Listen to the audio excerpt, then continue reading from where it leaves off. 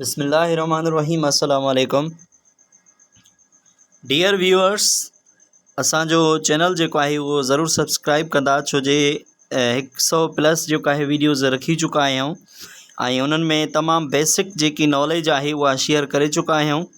उन जे लाइ हर वीडियो जो है तव्हांजे लाइ ॾिसणु हाणे लाज़िम आहे, छो जे वीडियोज़ जेकॾहिं प्रीवियस तव्हां ॾिसंदव त हीअ असांजूं वीडियोज़ जेके आहिनि तव्हांखे अञा वधीक बहितर सम्झ में अची वेंदियूं, छो जे बेसिक नॉलेज जी है वह मैथमेटिक्स जे लाइ लाज़िम होंगी है। उन जे करे असांजो चैनल जो है GM अकेडमी के नाले से यूट्यूब में चैनल है ऐं गुलाम मुस्तफ़ा के नाले से जो है असो फेसबुक पेज है, उनके जो है विज़िट ज़रूर कजो। सो पाँची पॉइंट जे तरफ असां हलंदासीं। असां अॼु पढ़ंदासीं क्लास लिमिट्स। त क्लास लिमिट छांखे चइबो आहे, चए थो The minimum and the maximum values defined for a class or group are called a class limit। जेके असांजा मैक्सिमम या मिनिमम जेके असांजा वैल्यूज़ हूंदा आहिनि उहे असां कंहिं क्लास या कंहिं ग्रुप में जेके माना लिखंदा आहियूं, डिफाइन कंदा आहियूं, असां उनखे चवंदा आहियूं उहे छा आहिनि, क्लास लिमिट्स आहिनि। ठीकु आहे।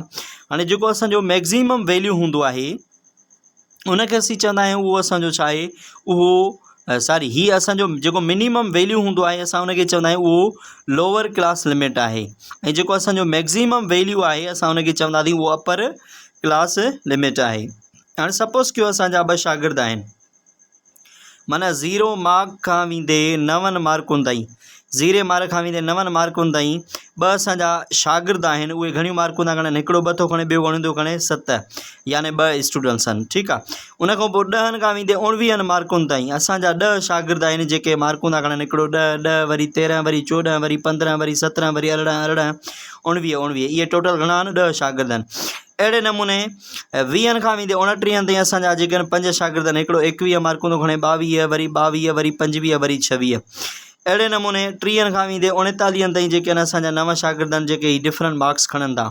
हाणे ॾिसो, जंहिं पॉइंट खां असां स्टार्ट था कयूं, हाणे इनखे चवंदासीं इहो मिनिमम वैल्यू आहे, ही मिनिमम वैल्यूज़ आहिनि समूरा, यानी 0, 10, 20, 30, 40 ऐं उनखां पोइ जेका आहे 50, 60, हिनखे असीं चवंदासीं दीज आर मिनिमम वैल्यूज़, यानी मिनिमम वैल्यूज़ जो मतिलबु छा आहे, these are lower class limits.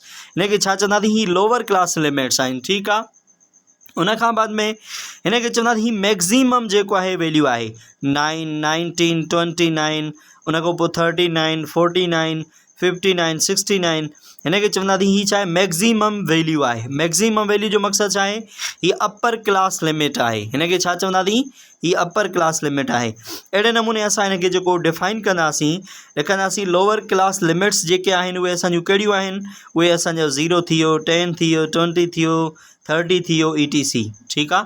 अहिड़े नमूने असां चवंदा अपर क्लास लिमिट्स कहिड़ा आहिनि, अपर क्लास लिमिट असांजा हीअ आहिनि, यानी 9, 19, 29, हिते असां लिखंदासीं 9, 19 उनखां पोइ 29, उनखां पोइ 39, ETC up to so on.